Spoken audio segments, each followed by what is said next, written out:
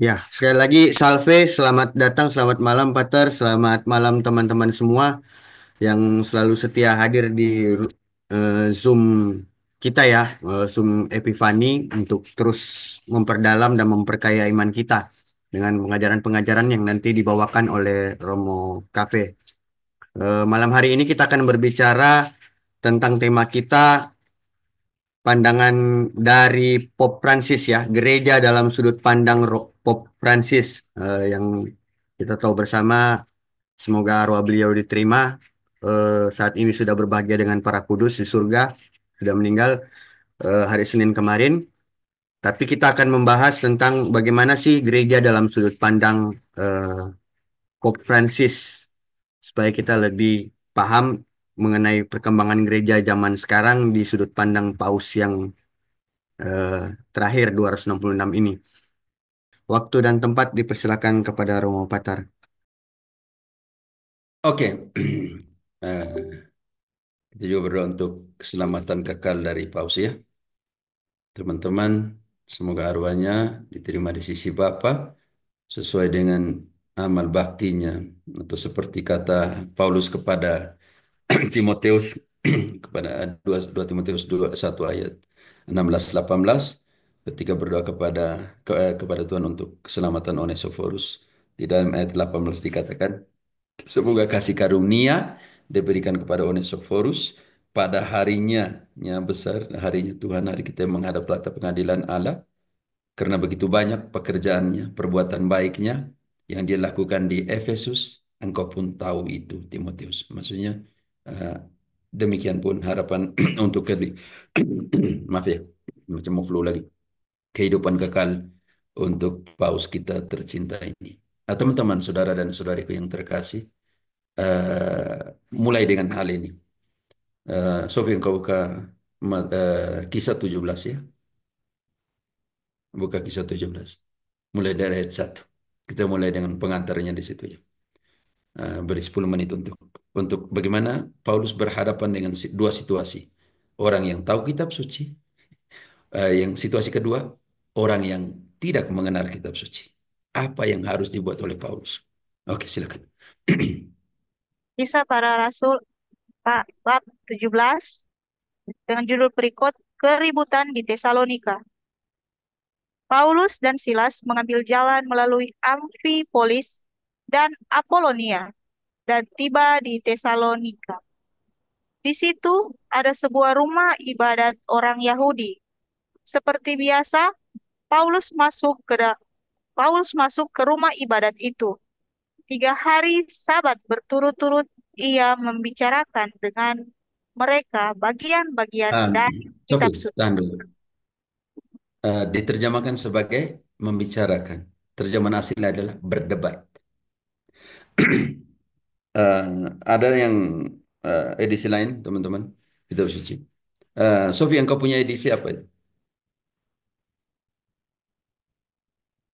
Tahu kata dia gitu, seberapa ini ya. Ya. Ada punya yang Tega, engkau punya edisi apa? Mulai 19 Sama aja mau Ya, sama. yang punya artinya TB lain? kalau di Minta mau. Sofi, kenapa? KPU Menghaluskan Indonesia. Ternyata kata berdebat. Kalau dalam bahasa Spanyolnya seperti ini. Diskusi bukan. Ya, diskusi. Debat, diskusi. Spanyol lebih lagi, debate. Bukan diskusion. Debate. Artinya debat. Baca lanjut. Tidak apa.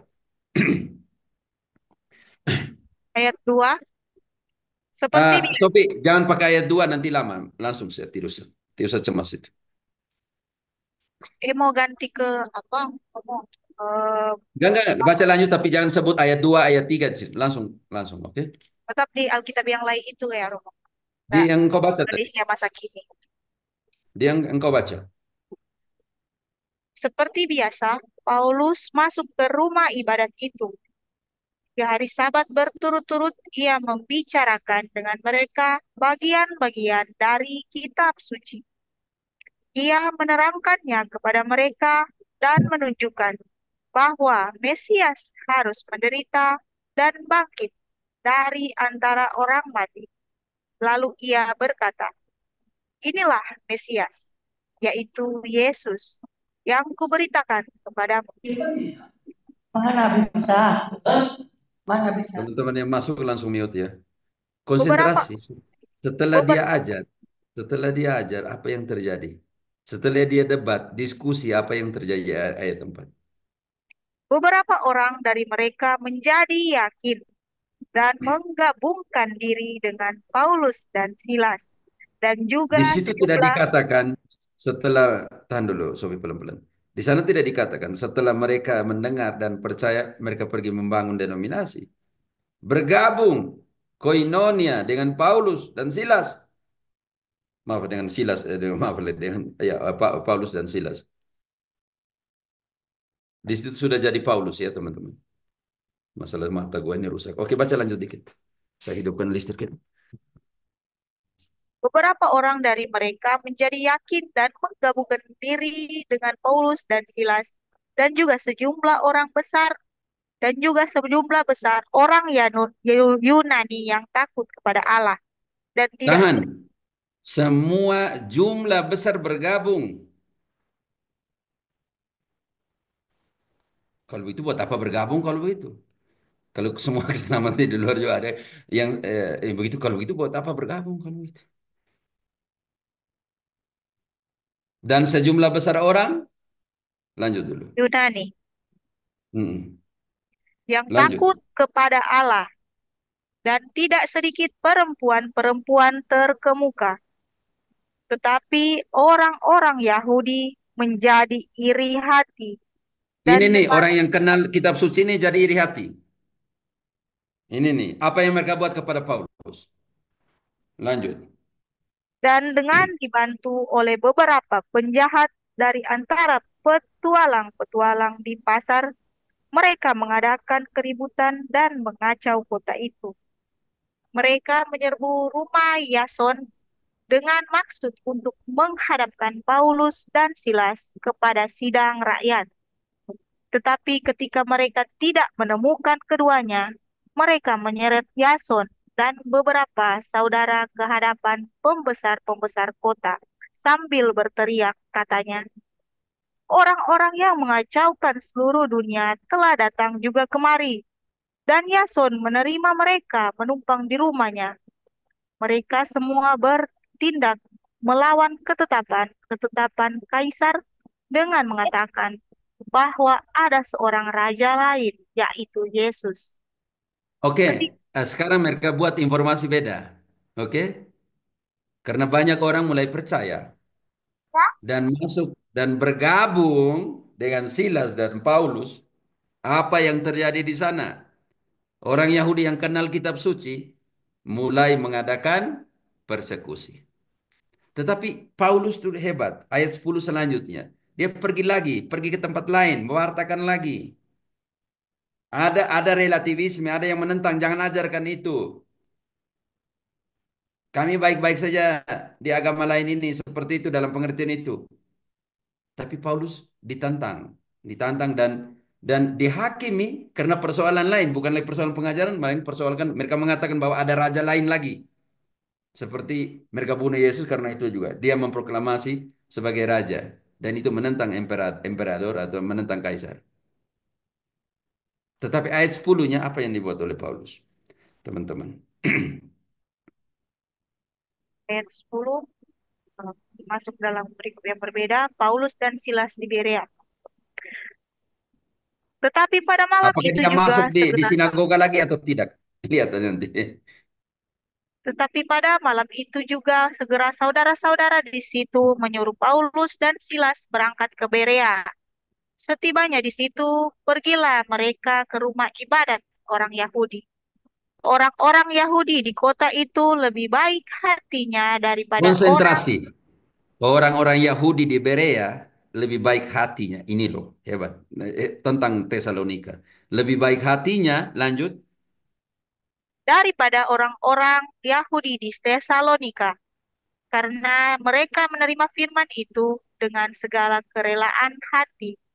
Dan setiap hari mereka menyelidiki kitab suci untuk mengetahui apakah semuanya itu benar demikian. Banyak di antara mereka, Tahan dulu, Sofi. Mereka berbicara tentang apa? Tentang apa? Alkitab. suci. Bongkar firman Tuhan untuk mengetahui apakah semua yang diajarkan Paulus Dan itu benar atau tidak. Dan hasilnya terakhir ke bawah. Lanjut ayatnya. banyak di antara mereka yang menjadi percaya, juga tidak sedikit di antara perempuan-perempuan terkemuka dan laki-laki Yunani. Tetapi ketika Kenapa Berea? Cukup, cukup. Kenapa Berea? Karena mereka menerima firman Allah dengan sukacita. Karena itu Paus Fransiskus tidak bisa teolog buat teologi tanpa kitab suci. Tidak bisa teolog seorang teolog buat dia punya teologi tanpa Injil. Tidak bisa. Ini kita baru berhadapan dengan mereka yang tahu kitab suci. Ya teman-teman. Berhadapan dengan mereka yang orang Yahudi yang tahu kitab suci. Berhadapan dengan Protestantisme yang tahu kitab suci. Mau pakai apa?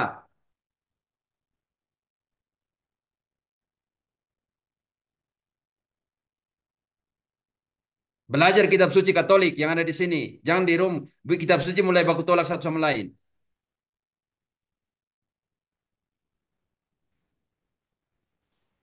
Protestan tidak tahu omong tentang sejarah.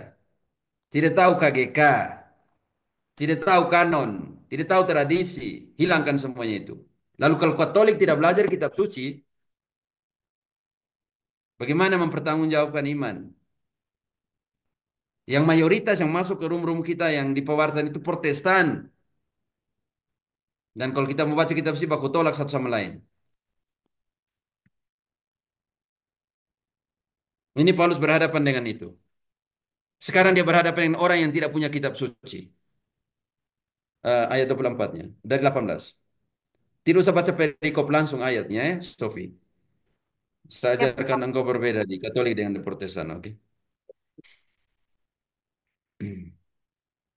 kita pada Rasul 18, bab 18. Oke, Sofi lain kali tidak usah sebut itu karena sudah kita masih dalam konteks kisah. Jadi waktunya nanti dimakan. Oke, langsung Oh, ya. 18-nya. Ya. Kemudian Paulus meninggalkan Athena lalu pergi ke Korintus. Di Korintus, ia berjumpa dengan seorang Yahudi bernama Aquila yang berasal dari Pontus. Ia baru datang dari Italia dengan Priscilla, istrinya, karena Kaisar Claudius telah memerintahkan supaya semua orang Yahudi meninggalkan Roma. Eh, Sofi, engkau baca apa tadi? Kita masih di kisah, bab Kita 17. para bab 17 masih Roma. Oh, Engkau lari bab kemana tadi? bab 18. Jangan. Bab Oh, kita ayat masih sama nih, masih turun. bab, Oke, oke, bab 17 ayat ayat 18. 18. Sorry. Dan juga beberapa ahli pikir dari golongan Ganti kata Epikuros filsafat. Tidak tahu kenapa diterjemahkan jadi filsuf di situ ya sebenarnya. Indonesia menerjemahkan semua aneh-aneh begitu. dan beberapa juga beberapa Filsuf, filsuf filsuf, ahli dan juga pikir, mereka beberapa bilang ahli pikir. Oke, oh, ahli oh iya pikir Roma. yang berpikir eh, ahli filsafat, filsuf di situ dikatakan. Oke. Dan juga beberapa filsuf filsuf dari golongan Epikuros dan Stoa bersoal jawab dengan dia dan ada yang berkata, apakah yang hendak dikatakan si Peleter ini? Tetapi yang Oke. lain, Sekarang berhadapan dengan mereka yang tidak tahu tentang kitab suci.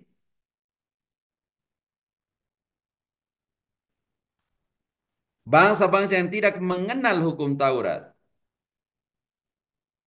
Itu pun harus didekati. Tetapi yang digunakan oleh Paulus itu penting sekali. Loncat ke ayat 24, Nona. Allah yang telah menjadikan bumi dan segala isinya, Ia yang adalah Tuhan atas langit dan bumi, tidak diam dalam kuil-kuil buatan tangan manusia, dan juga tidak dilayani oleh tangan manusia, seolah-olah ia kekurangan apa-apa. karena dialah 28, yang pelan-pelan. 28. sebab di dalam Dia kita hidup, kita bergerak, kita ada, seperti yang telah juga dikatakan oleh pujangga-pujangga. Oke, seperti yang dikatakan oleh filsuf-filsufmu. Di dalam dia kita bergerak. Bagaimana Paulus menggunakan yang namanya inkulturasi konsep doktrin untuk membawa mereka kepada Kristus. Masuk melalui pintunya mereka, pintu filsafat, dan keluarkan melalui pintunya Kristus.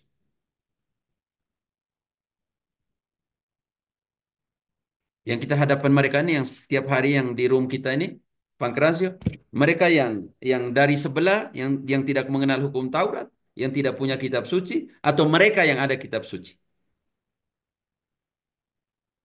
Lebih banyak, mayoritas. Saudara-saudara kita Islam yang datang ke room-room kita untuk diskusi, atau mayoritas adalah Protestan Protestan, Pater, yang mengenal kitab suci. yang mengenal kitab suci, tetapi tidak mau datang ke Yesus, tidak mau melihat gereja yang benar yang mana. Jadi malam ini kita coba melihat apa sih konsep Fransiskus tentang gereja ini yang banyak di framing. Oh, Fransiskus omong seperti ini, seperti ini, seperti ini, seperti ini, seperti ini. Yang melawan doktrin, melawan dogma dan semua. Ini hancur nanti kita ya. Karena kita tidak mengenal lalu menghakimi. Karena itu marilah malam hari ini saya coba satu dua pemikiran Fransiskus tentang gereja supaya kita mengerti apa sih gereja menurut Fransiskus. Kalau tidak memang kita manfaatkan situasi ini, maaf ya teman-teman, saya mau manfaatkan situasi seperti ini di dalam masa kabung kita. Nanti hari Sabtu adalah hari pemakaman. Eklesiologi Paus Fransiskus. Panggilan untuk semua teolog dari Paus Fransiskus. Tidak bisa membuat teologimu tanpa Injil, tanpa kitab suci. Banyak kali kita omong tentang gereja tanpa omong tentang Kristus. Jadi eklesiologinya kita adalah eklesiologi di luar kristologi. Banyak tuh yang bilang begitu. Karena kalau eklesiologinya kita, omong tentang gerejanya, dalam pengertian ini, ya, maaf pakai kata eklesiologi. Semua bisa mengerti kata eklesiologi artinya gereja, sudut pandang gereja, oke? Pengajaran tentang gereja ya teman-teman. Kalau seandainya Siap. pengajaran tentang gereja, eklesiologinya kita, tanpa Kristus, artinya tanpa kepala. Sedangkan Kristus adalah kepala dan gereja adalah tubuh. Kolose 1 ayat 18. Sofi, Satu ayat 13. sambil makan ya Ialah teman. ialah Lah apa? kepala Ya ialah kepala, santai. ialah kepala tubuh, yaitu gereja. Ialah yang sulung, yang pertama bangkit dari antara orang mati, sehingga ia yang lebih utama dalam segala sesuatu. Ialah kepala dan gereja adalah Tubuh. tubuh. Bagaimana membuat gereja tanpa kepala? Pankrasio. Bagaimana omong gereja tanpa kepala? Kekeliruan besar, Pak. Bagaimana omong omong kepala tanpa tubuh? Bisa keliru, Pak. Karena tadi menurut Efesus 1 ayat 23, gereja adalah kepenuhan dari Ya. Kristus. Lalu bagaimana potong kepalanya Kristus, taruh di 60.000 denominasi? Kasihan loh kepalanya Kristus. Pendekatan. Dicincang. Ya, ketika dia angkat kepalanya Kristus dari gereja Katolik dan pasang di Luther, artinya Katolik tanpa kepala. Dan kitab Yesus mau pinjamkan dia punya kepala suka-suka. Kau potong saya dulu, taruh di Calvin. Kau potong saya kepala dulu, taruh di Mormon. Kau potong saya punya kepala dulu, taruh di Saksi Yehova. Apakah Kristus begitu dia punya konsep tentang gereja?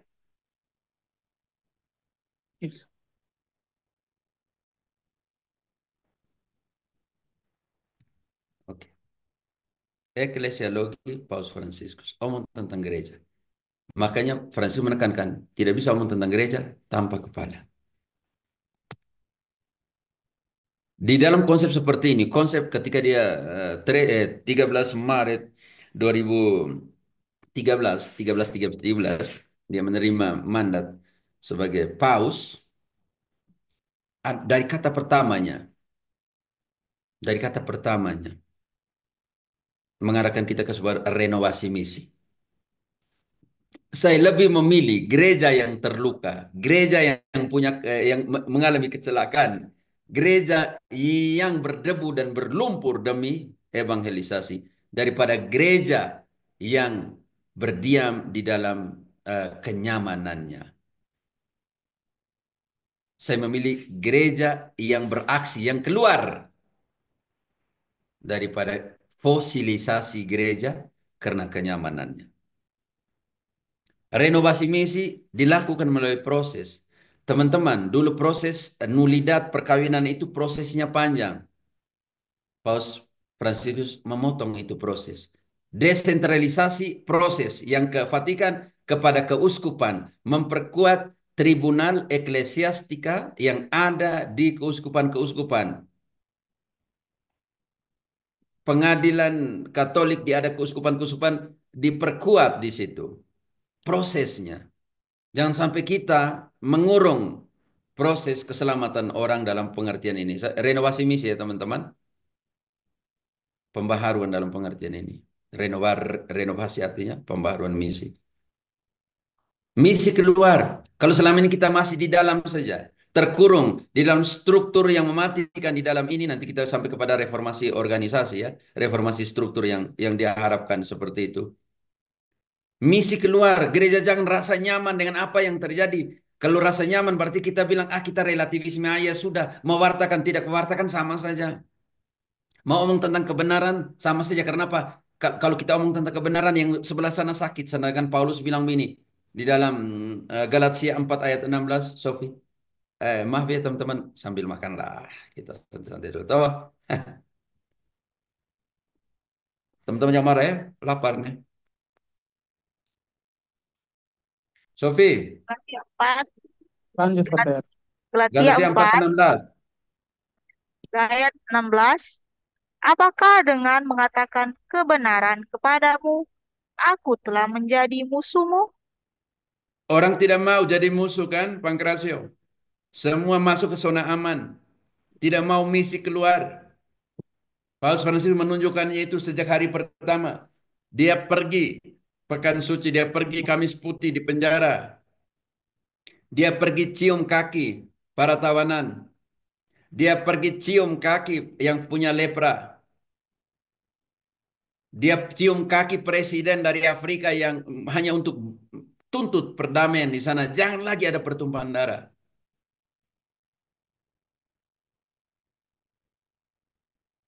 Itulah, 2 hari sebelum kematiannya, dia pergi ke Basilika Bunda Maria Major. Dan dia katakan begini, sebentar ya, setelah 2-3 hari saya datang kembali dan kuburkan di sini ya. Hanya berpisah kepada Bunda Maria. Makanya dia pilih untuk dikuburkan di sana. Kenapa? Sebelum jadi paus, ketika mengalami pergolakan di dalam Yesuit, di Argentina, dia butuh tempat yang diam, yang tidak dipengaruhi oleh siapapun. Dia pergi ke Jerman. Dan di sanalah dia dia dia dia mendevosikan, dia bertemu ketika dia masuk dalam sebuah gereja. Di sana Bunda Maria dengan para malaikat yang ada singel yang nudos. Nudos itu apa ya? Belitan. Jadi Bunda Maria tentang melepaskan belitan persoalan. Dan itu menjadi devosinya ya. Dan dia bawa ke Argentina. Dan dia bawa ke Roma.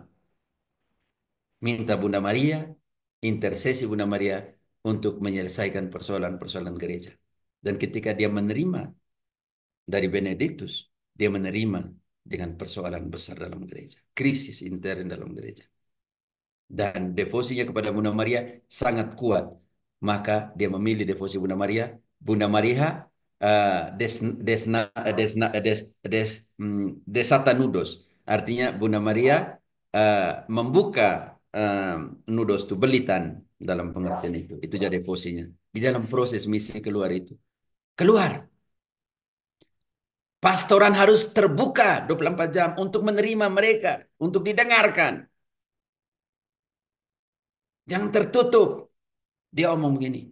Pastoran harus menjadi rumah umat.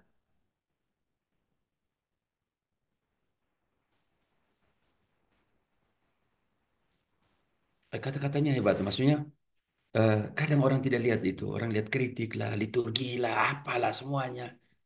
Tapi dia punya ide tentang renovasi misi. Gereja seharusnya gitu. Jangan tinggal diam.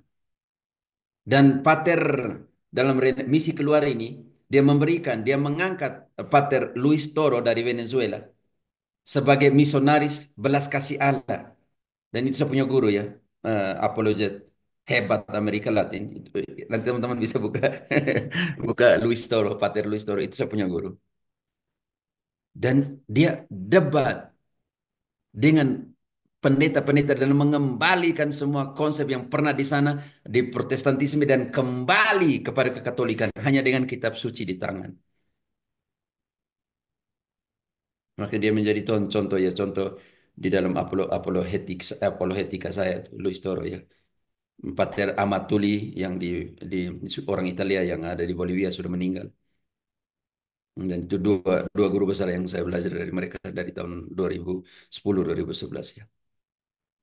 Misi harus keluar dari rasa nyamanmu. Renovasi proses dan renovasi misi. Jangan berbelit-belit proses misinya. Makanya dia menekankan renovasi misi harus diikuti dengan reformasi organisasi dalam gereja. Melihat dimensi komunitas iman itu seperti apa. Orang yang percaya itu di dalam dimensi komunitas imannya seperti apa. Kisah 2 ayat 42. Mereka buat apa? Mereka tetap bersatu, mereka bersama-sama, atau mereka sendiri. Di mana dimensi komunitas dari iman itu? Bukan soal keselamatan pribadi, tetapi bagaimana berjalan bersama. Makanya dia tekankan di dalam sinodalitas, nanti kita tekankan sebentar. Model gereja sinodalitas. Sofi, kisah 2 Kisah ayat 2 42. ayat 42, mereka bertekun dalam pengajaran rasul-rasul dan dalam persekutuan, dan mereka selalu berkumpul untuk memecahkan roti dan berdoa. Dimensi mereka, dimensi komunitas. Atau yang kita namakan dimensi koinonia dari iman ini. Ayat 46. Dengan bertekun dan dengan sehati, mereka berkumpul tiap-tiap hari dalam bait Allah. Mereka memecahkan roti di rumah masing-masing secara bergilir dan makan bersama-sama dengan gembira dan dengan tulus hati. Di manakah dimensi komunitas ini? Komunitas beriman ini memecahkan roti, bertekun di dalam pengajaran para rasul. Dimensi ini hilang karena dunia mengajakmu kepada apa? Kepada egoisme. Dunia membawamu kepada apa? Kepada materialisme. Semua disolusikan di apa namanya itu? Persoalan diselesaikan dengan uang. Karena itu di sini ada dimensi iman ini, hati-hati.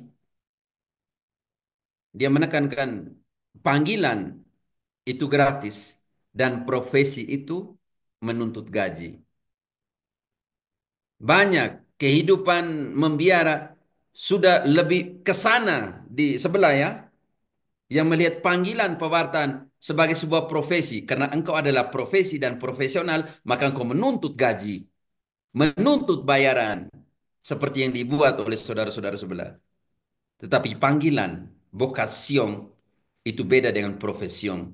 Vocation, panggilan itu gratis. Yang terima gratis, beri gratis. Inilah dimensi komunitas di dalam iman. Kalau iman hanya untuk menutup kamu sendiri dalam egoismemu, itu bukan iman. Iman itu membawa engkau kepada persekutuan ayat 44 ya. Sofi. Dan semua orang yang telah menjadi percaya tetap bersatu, dan segala kepunyaan mereka adalah kepunyaan bersama. Bukan hanya dimensi koinonia dari iman, tetapi membawamu kepada dimensi diakonia, pelayanan, solidaritas. Inilah dimensi komunitas dalam iman. Bukan hanya di mana dua tiga orang berkumpul atas namaku, tetapi juga semua yang kupunyai kubagi untuk mereka yang membutuhkannya. Di mana ada dua tiga orang berkumpul, aku ada di tengah mereka. Tetapi bawa ini, koinonia ini, persekutuan ini kepada jenjang solidaritas diakoniamu, pelayananmu. Dan Paus ini sangat menekankan solidaritas dan diakonia ya teman-teman. Reformasi organisasi, desentralisasi gereja. Selama ini Roma locuta causa finita. Roma memutuskan seluruh persoalan selesai. Dia desentralisasikan supaya proses, contoh kecil nulidad, proses penyelesaian persoalan dipercepat. Kasihan umat dalam menanti nulidad bertahun berpuluh-puluh tahun. Makanya keuskupan, Pastor Proki, tolong, rasa solidaritasmu, reformasi organisasi struktur yang membuat selama ini membuat orang mau supaya menikah dalam pengertian ini nulidat matrimonium. Gereja harus tunggu lama, tidak mau kolaborasi, tidak mau mendekati umat, tidak mau seperti itu. Ini yang dimaksudkan oleh Pak Paus. Dia tidak pernah menghilangkan proses, tetapi coba bantu umat supaya jangan dipersulit.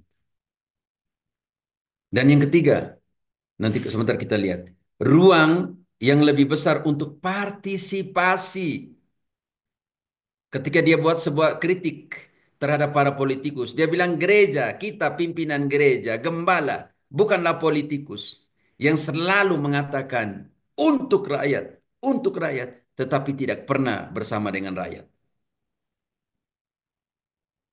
Ruang yang lebih besar untuk partisipasi.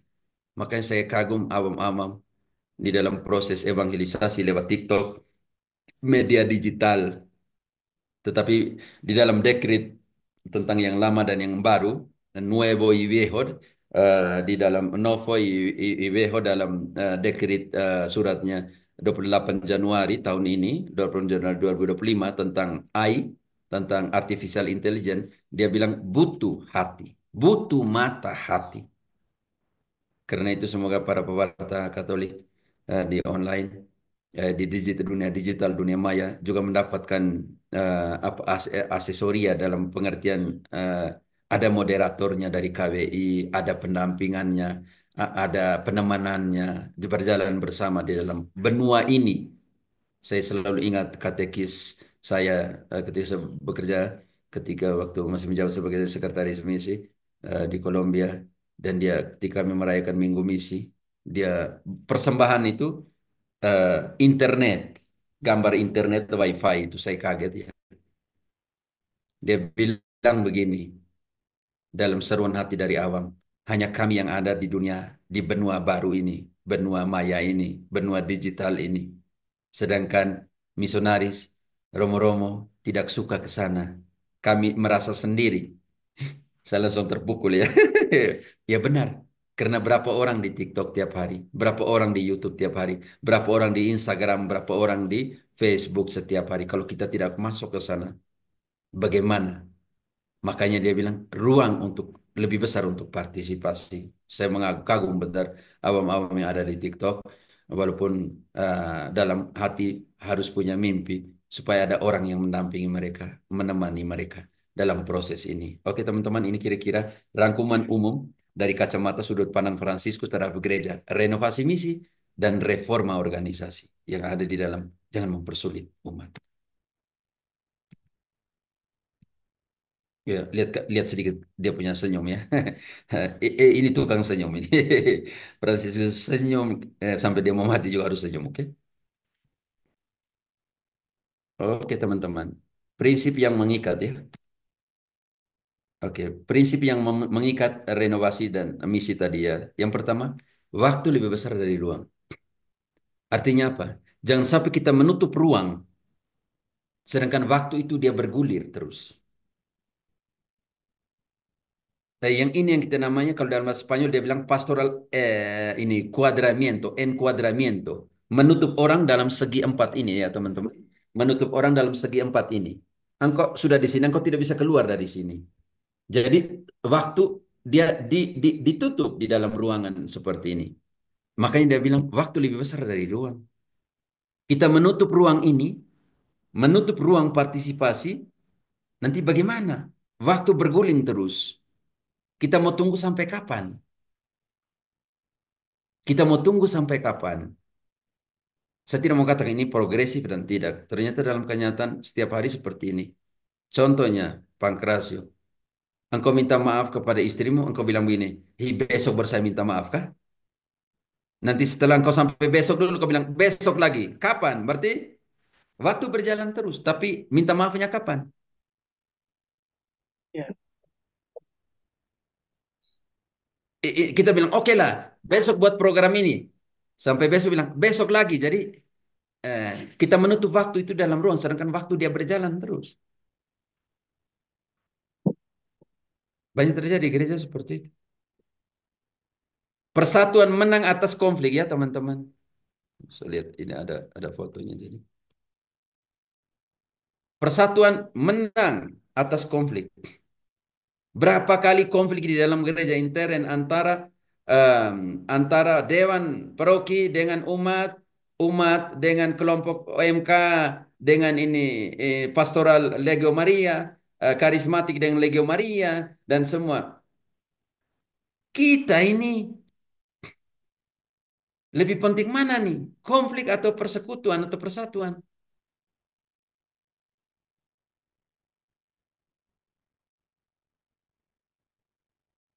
Secara di Injil katakan empat mata, koreksi.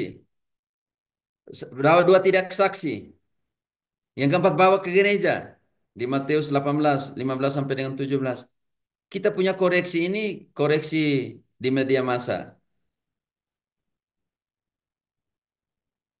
Kalau ada orang yang bersangkutan yang seperti itu, pergilah ke dia. DM dia, WA dia. Jangan sebarkan sesuatu yang orang yang dikritik tidak tahu. Itu terjadi dalam dunia massa ya, media massa ya teman-teman. Jadi kita lebih menekankan konflik daripada persekutuan. Paulus bilang persatuan menang atas konflik. Yang ketiga, hal-hal yang mengikat ya, mengikat pembaharuan itu. Realitas lebih penting daripada ide. Makanya banyak orang bertengkar tentang ide, opini saya, argumentasi ini. Tetapi ketika mau buat di lapangan, semua orang mundur. Dewan Paroki hanya omong program kepada umat. Waktu realisasi Dewan Paroki mundur.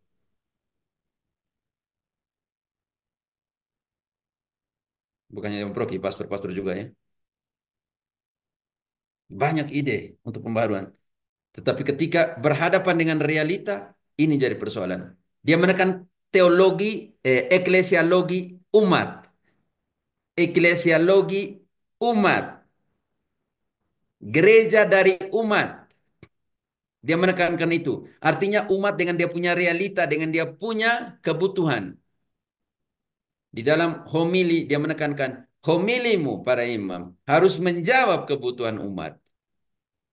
Supaya ketika mereka keluar dari misa, mereka punya misi, yaitu realisasi khotbah firman Tuhan yang engkau khotbahkan hari ini. Homilimu harus menyentuh realita mereka, kenyataan hidup mereka. Daripada engkau buat ide teologi, filsafat di dalam homilimu, umat sana lapar. Umat sana sedang konflik dengan dia punya istri, dengan dia punya anak, dengan dia punya suami. Sampai kapan homilimu? sabda menjadi kenyataan, firman yang mereka bisa bawa untuk menyelesaikan persoalan mereka. Yang keempat, untuk dipikirkan, keseluruhannya lebih besar daripada bagian. Ambil sepeda secara utuh, jangan ambil bahannya saja. Ini yang terjadi di dalam Protestantisme. Ambil satu ayat saja selesai, ambil bahannya sepeda, bilang ini sepedanya. Tidak bisa. Ambil dia punya pedalnya, pedal sepeda, bilang ini adalah pedal sepeda. Semua ini adalah sepeda. Tidak bisa. Makanya dia bilang keseluruhan itu, totalitas itu lebih besar daripada perbagiannya. Tega. Nanti ketika engkau ambil ini apa nih, roda sepeda, engkau katakan kepada saya, Romero, ini sepeda secara utuh. Tega. Tidak, Romo, karena saya tidak bisa Tidak.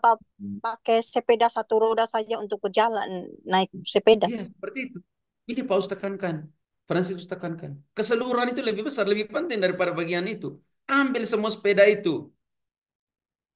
Ini yang kritik untuk Protestan juga, teman-teman.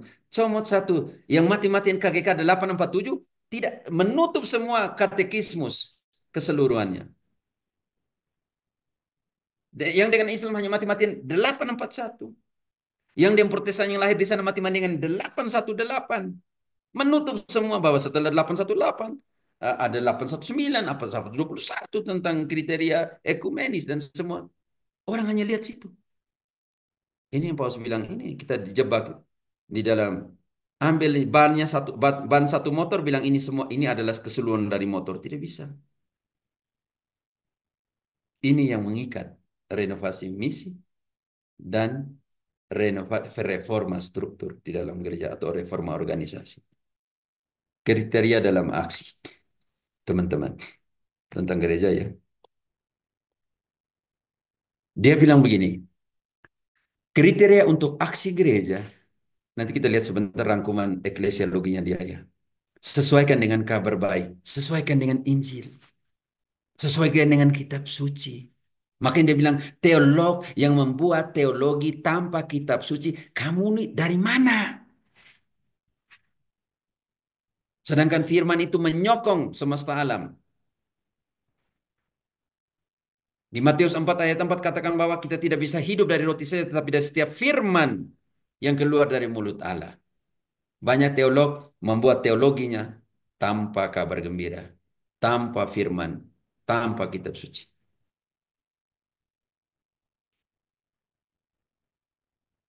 Bagaimana kita tahu tentang Tuhan Allah kalau kita tidak baca kitab suci? Karena itu banyak Katolik yang tidak mau baca kitab suci.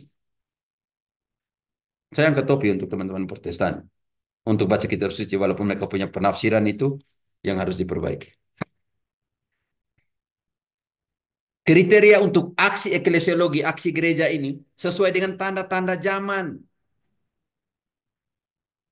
Kalau sekarang contohnya misi gereja, kalau sekarang semua orang ada di dunia digital, kenapa Romo-Romo tidak mau masuk di sana untuk mewartakan? Kalau Yesus bilang, pergilah, wartakanlah, pergilah ke seluruh dunia. Sekarang dunia ini sudah ada di dunia digital ini, kenapa kita tinggal diam? Kenapa tidak mau omong kebenaran di sana? Makanya dia bilang, yang baru dan yang lama itu harus berjalan bersama. Yang tentang AI-nya ini. Butuh politik hati. Butuh mata hati. Seperti yang dia tekankan di dalam Efesus 1 ayat 18. Tanda-tanda zaman ini bisa dibaca, tetapi butuh mata hati untuk memahaminya. Sofi, Efesus 1 ayat 18. Santai-santai teman izin untuk sambil minum ya. Halo Sofi, teman-teman, bantu dong. Dan supaya ia menjadikan mata hatimu terang, agar kamu mengerti pengharapan apakah yang terkandung dalam panggilannya, betapa kayanya kemuliaan bagian yang ditentukannya bagi orang-orang kudus. Lanjut. dan betapa hebat kuasanya bagi kita yang percaya sesuai dengan kekuatan kuasanya. Butuh mata hati untuk memahami pengharapan, untuk memahami iman. Lanjut. Yang dikerjakannya di dalam Kristus dengan membangkitkan dia dari antara orang mati dan Butuh mata mendudukkan hati untuk ayat 21-nya. jauh lebih tinggi dari segala pemerintah dan penguasa dan kekuasaan dan kerajaan dan tiap-tiap nama yang dapat disebut, bukan Butuh hanya mata di hati dunia, untuk memahami ayat 22. dan segala sesuatu telah diletakkannya di bawah kaki Kristus, dan dia telah diberikannya kepada gereja sebagai kepala dari segala yang ada. Butuh mata hati untuk memahami ayat 23. Ini poin penting. Gereja yang adalah tubuhnya, yaitu kepenuhan dia yang memenuhi semua dan segala sesuatu. Butuh mata hati untuk melihat tanda-tanda zaman ya teman-teman. Yang terakhir dia bilang butuh penyesuaian dengan alam. Sesuai dengan kebutuhan alam yang ditekankan nanti pertobatan ekologis ya teman-teman. Dalam semuanya itu aksi gereja, eklesiologi gereja, dia butuh rasionalitas yang masuk akal. Butuh yang kedua adalah fungsionalitas. Artinya yang buat program yang punya fungsi di proki-proki. Jangan hanya setelah itu selesai tidak buat apa. Misa gunung untuk orang muda. Kegiatan misa gunung, tetapi fungsinya untuk apa setelah itu? Setelah itu, selalu berpikir setelah itu, realisasi setelah misa gunung itu untuk apa? Contoh kecil ya teman-teman. Tablo, Pekan Suci. Fungsinya untuk mengingat Yesus, tetapi setelah itu, setelah OMK buat itu, mereka punya apa selanjutnya harus dipikirkan.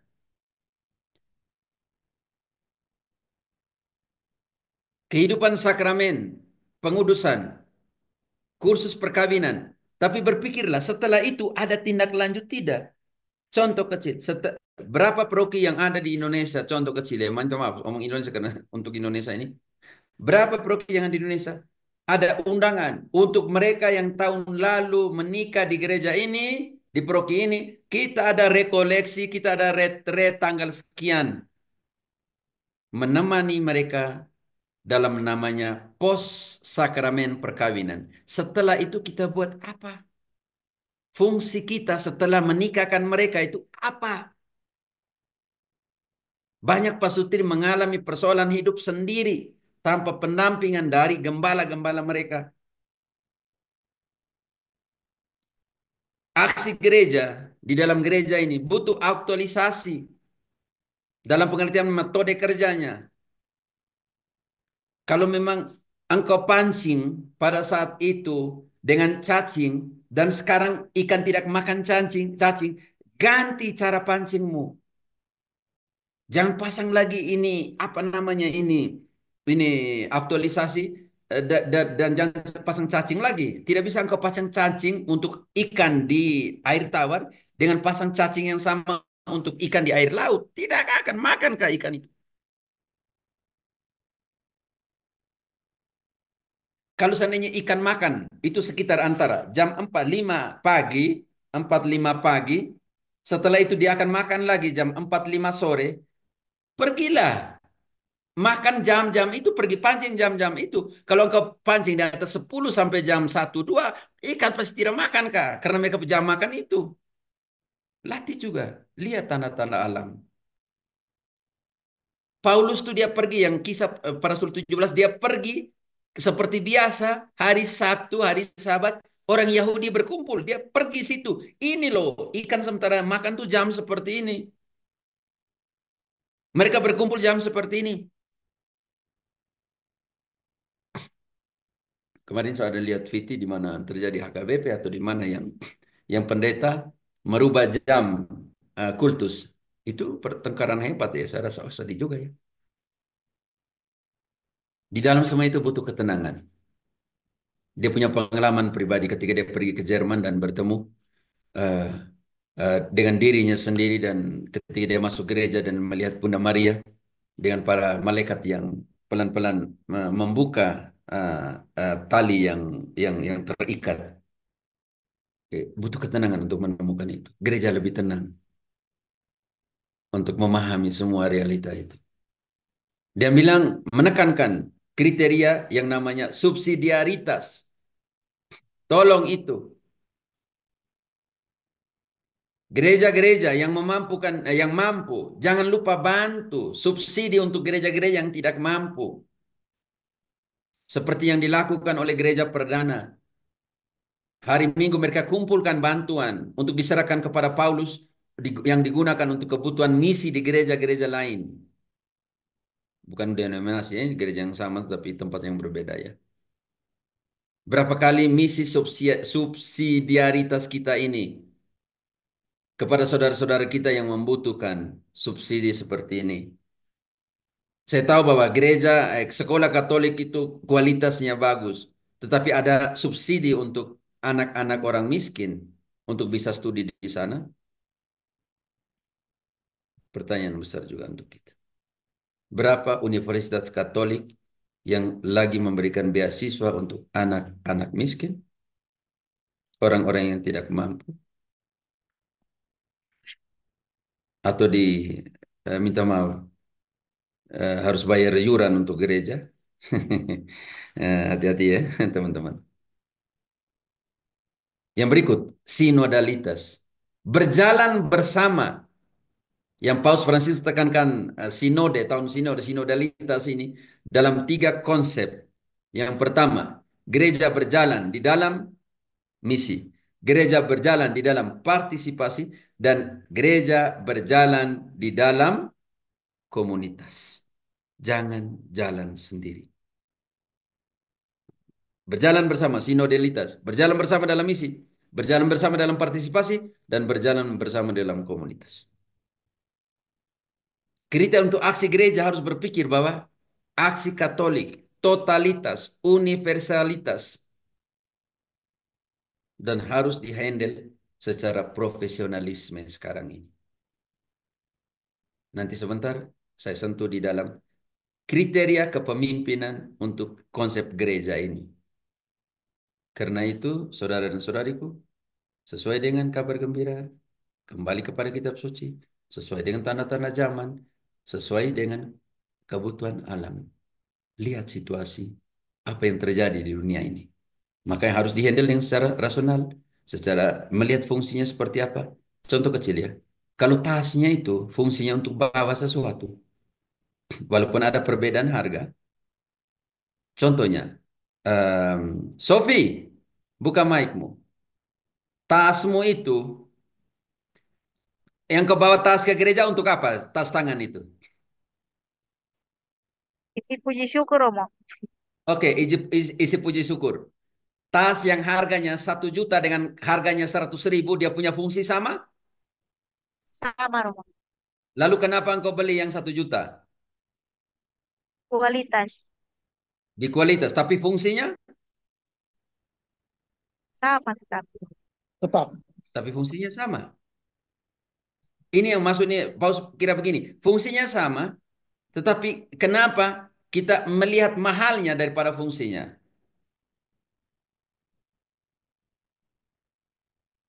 Ini juga dalam pemilihan fungsionaris gereja juga seperti itu kadang.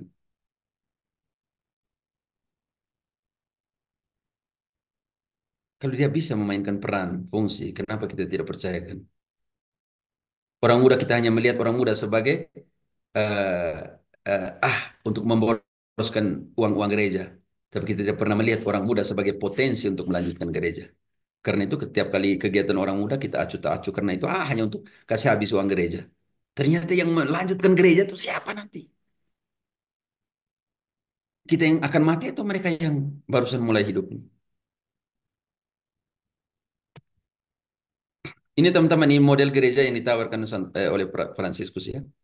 Ada 2. Fransiskus punya model gereja. Maaf, model. Lingkaran dan poliedron. Lingkaran artinya orang hanya berjalan keliling gereja itu, keliling-keliling. Yang ketiga ini model yang nanti saya jelaskan itu lebih kepada SPD punya. Oke. Lingkaran. Orang yang jalan keliling tapi tidak mendekat.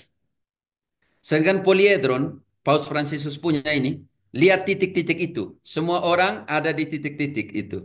Ada yang sudah lebih dekat, ada yang masih jauh.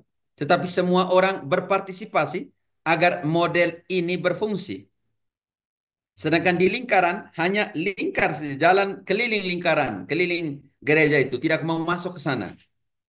Sedangkan poliedron yang ditawarkan oleh Fransiskus, kita lihat titik-titik ini. Persekutuan kita ada di titik-titik ini. Tanpa titik-titik ini, kita tidak menjadi sebuah poliedron seperti ini ya teman-teman. Engkau ada di sini titik pertama, Pankrasio. Sofi ada di titik yang sudah dekat dengan di lingkar, di titik tengah ini. Satu yang masih jauh, tetapi semuanya itu membentuk satu kesatuan. Sedangkan di lingkaran, kita hanya berada di garis luar saja.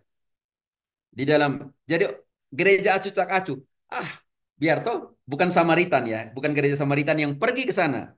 Kita hanya keliling, karena itu tingkat partisipasi dalam skema lingkaran hanya dikeliling saja. Gereja ada di situ, orang hanya keliling di sekitar saja, tidak mau masuk sampai di sana. Sedangkan poliedron itu kita masuk ke sana, hanya jarak kita belum sampai di sana, tapi kita berjuang untuk masuk ke sana. Tingkat partisipasi untuk membentuk skema poliedron itu. Lihat titiknya, titik keberadaan kita tuh di mana. Memungkinkan kita untuk sampai kepada titik tengah juga. Fungsinya di mana? Oke, sedangkan model yang tengah adalah kereta dokar. Eh, Kristus ada di tengah ini. Sedangkan titik luar itu di mana kita beranjak. Tetapi ada yang sudah lebih dekat, ada yang masih jauh.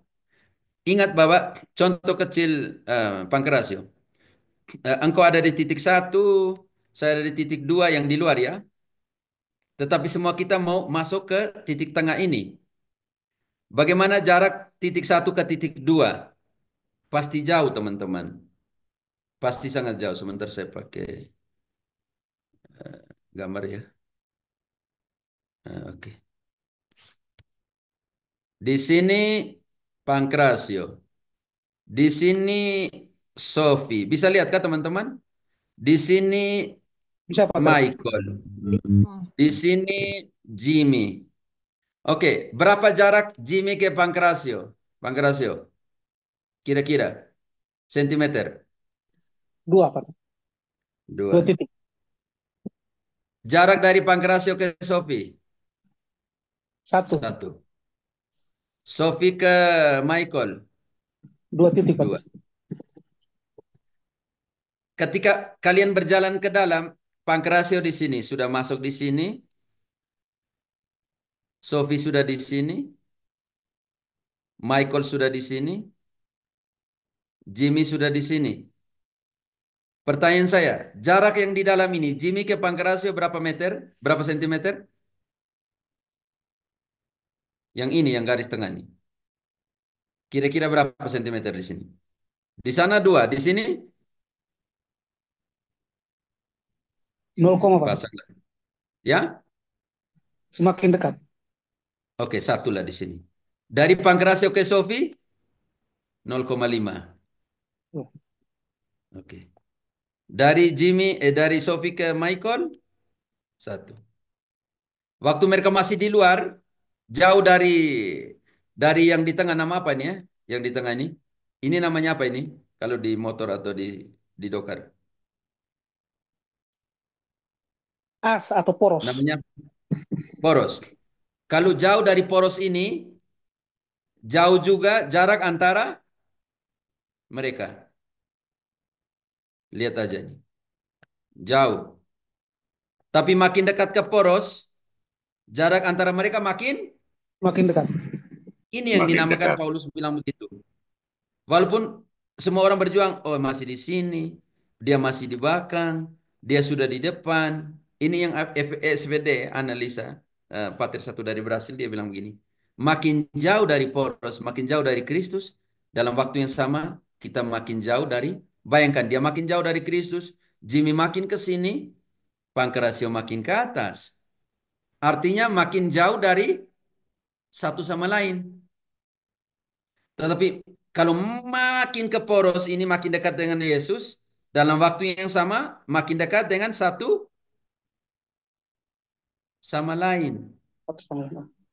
Artinya pencarian penemuan dan pencarian dan penemuan kepada Kristus untuk lebih dekat dengan Dia pada saat yang sama harus membuat engkau makin dekat dengan Saudara.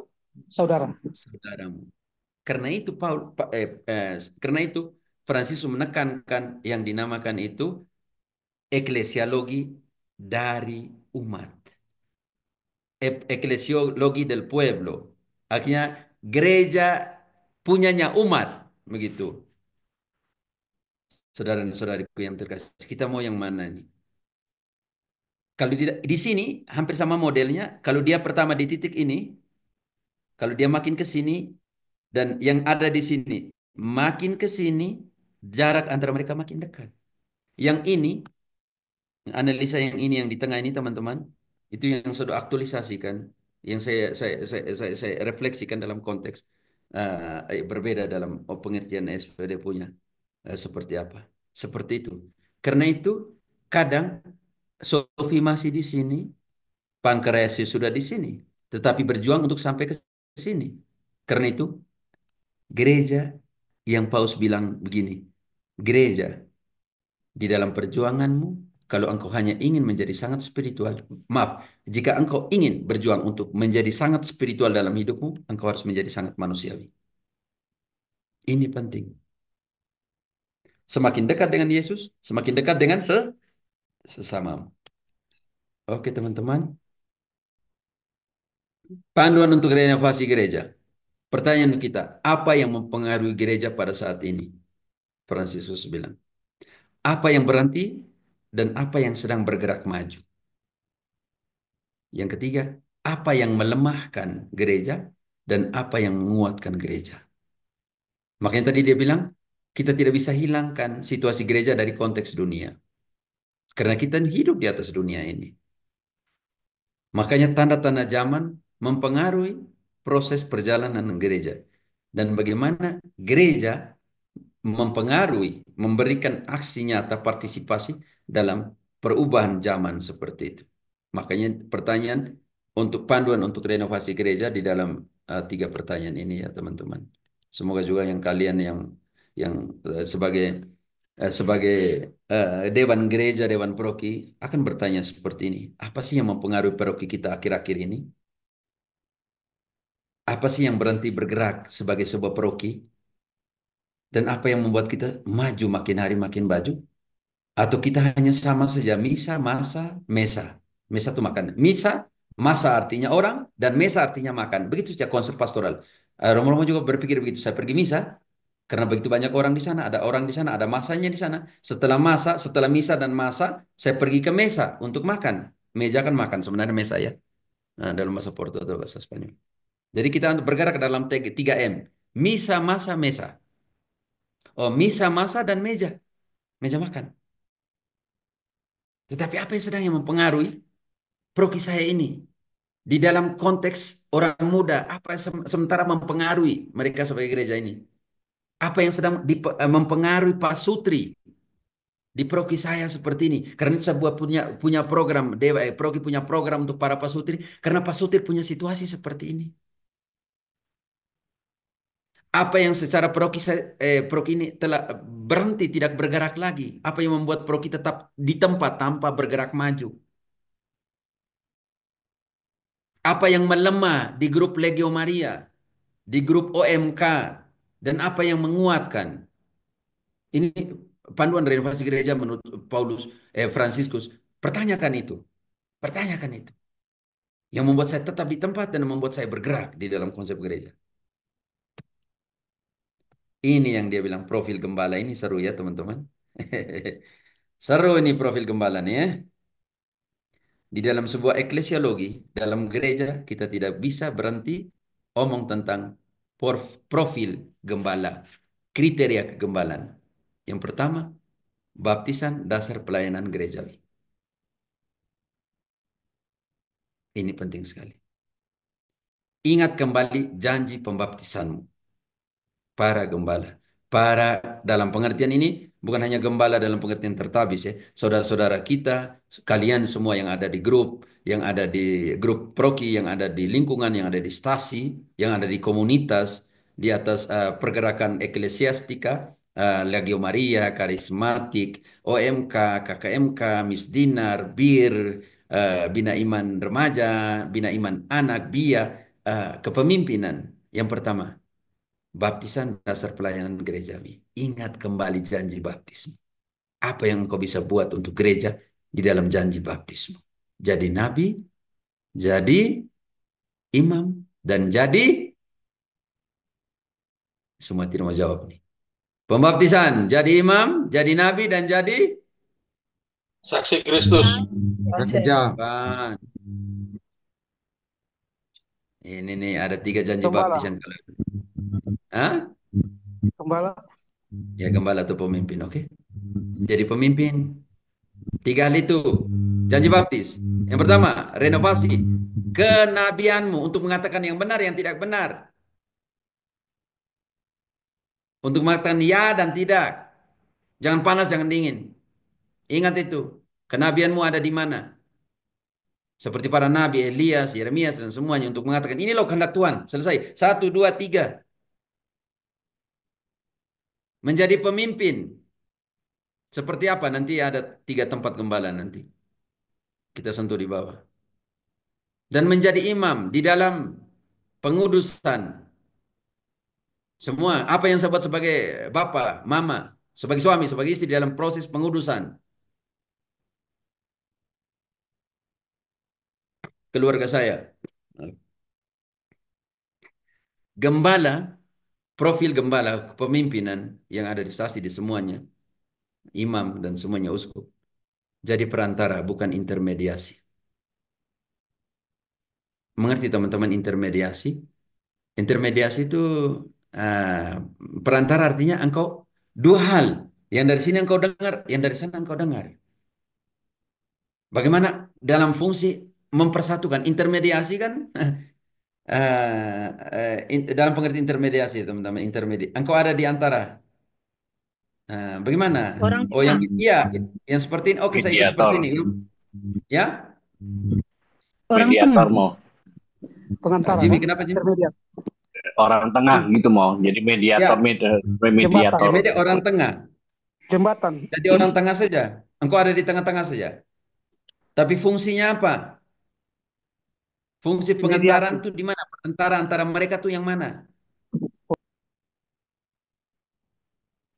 Saya ada konflik satu di Afrika ya teman, perang antar suku.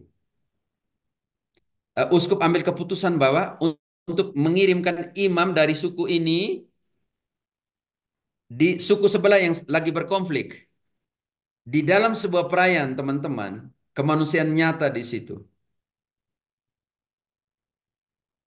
Ketika suku dari imam ini nyata ya teman-teman, itu persoalan besar itu ya, persoalan besar.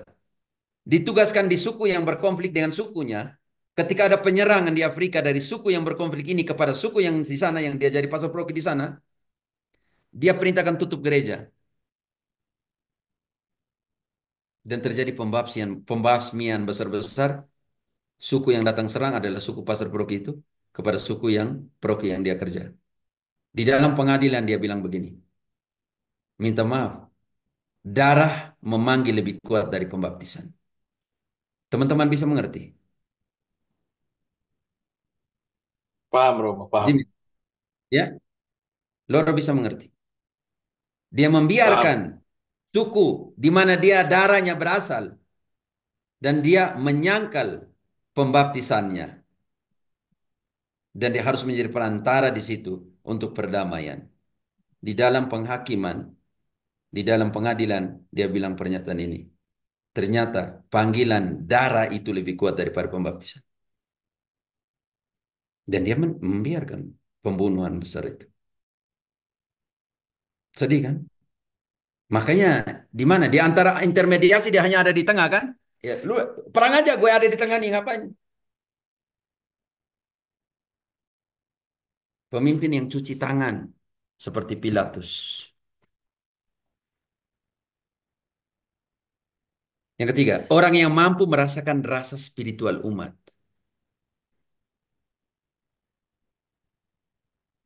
Jangan ada di situ ketika hanya engkau butuh persepuluhan. Khotbahmu makin panjang dan ulang-ulang kembali dana, pembangunan gereja, dan semuanya. Jangan. Merasakan spiritualitas umat, kemiskinannya, devosinya. Ini yang profil kegembalaan dalam gereja ya teman-teman. Kalau kita untuk sentuh eklesiologi, kita tidak sentuh gereja sebagai bangunan. Gereja sebagai keseluruhan dan totalitas. Dari pemimpin sampai umat. Orang yang mampu terintegrasi dalam masyarakat. Jangan menutup diri di kamar. Dan yang tidak peduli kepada jeritan kemanusiaan di samping kiri kananmu.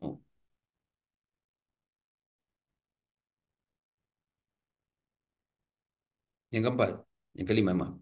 Orang yang menganggap kekuasaan sebagai pelayanan, bukan otoriter. Gua ini pastor paroki, lu siapa? Yesus bilang, yang menjadi besar di antara kalian harus menjadi pelayanmu. Paus tekankan itu. Orang yang menganggap kekuasaan sebagai pelayanan.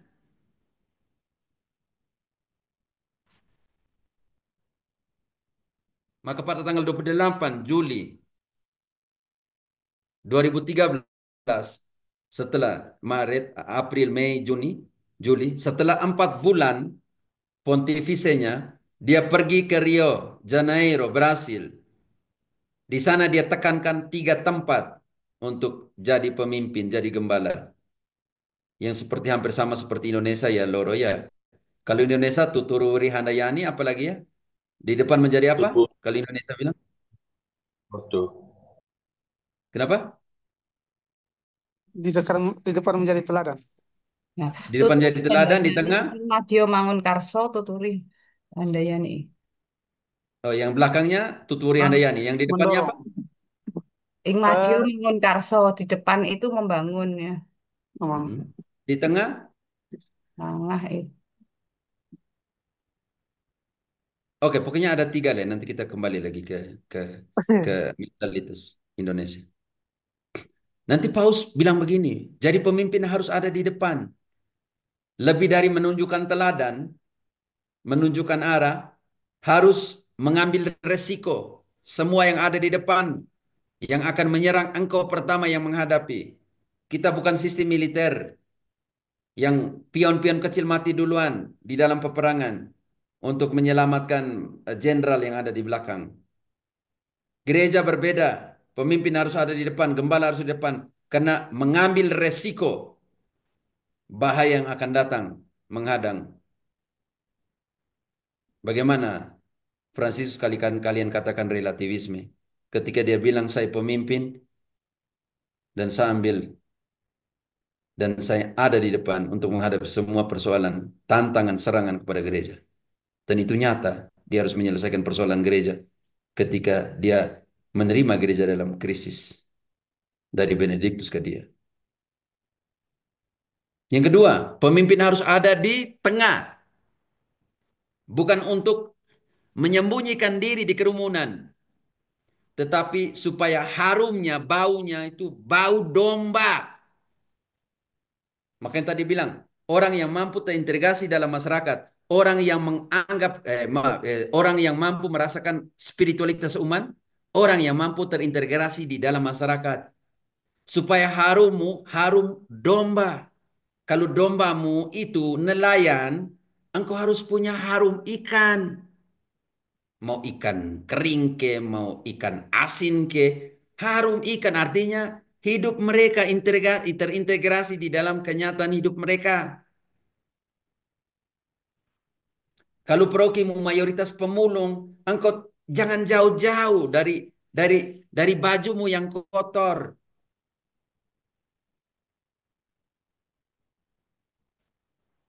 Bukan dengan dasi, dengan jas. Bukan menunjukkan minuman ini mahal, gambar ini ratusan juta. Emang ya lu mau dikuburkan dengan romo-romo yang mau dikubur? Maaf ya para gembala. Mau dikuburkan dengan lukisan itu di kuburmu? Lu bawa ke surga pakai itu. Paus Franciscus itu keras loh. Makanya dia bilang, saya membutuhkan gereja yang mengalami kecelakaan, yang terluka, yang berdebu, yang berlumpur karena evangelisasi. Daripada gereja yang mati sebagai fosil di dalam rasa nyamannya.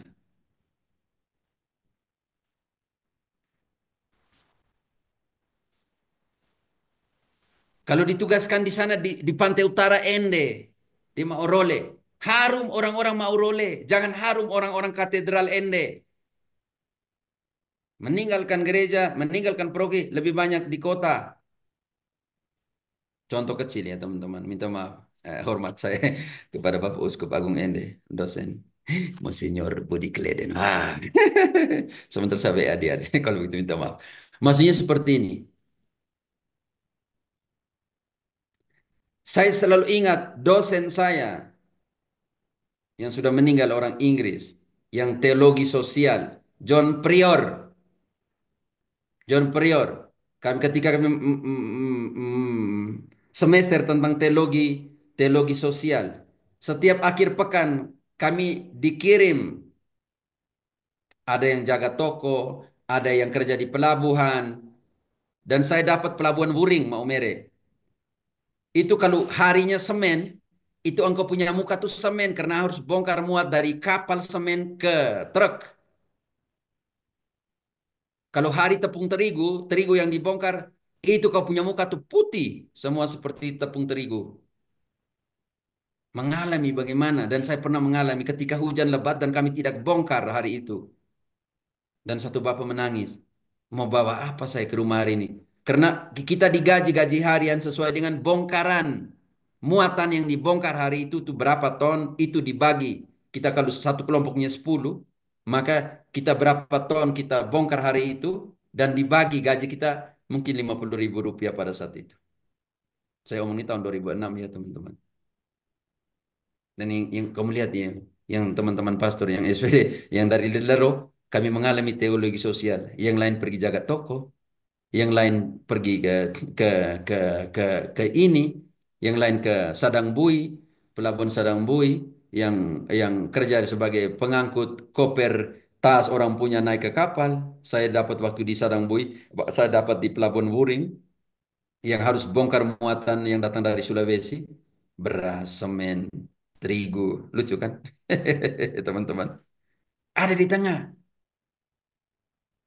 Bagaimana Tuhan Allah menurut orang, menurut nelayan? Apa yang mereka pikirkan tentang keselamatan Tuhan Allah? Mereka yang adalah pemulung. Ini profil kegembalan dalam gereja.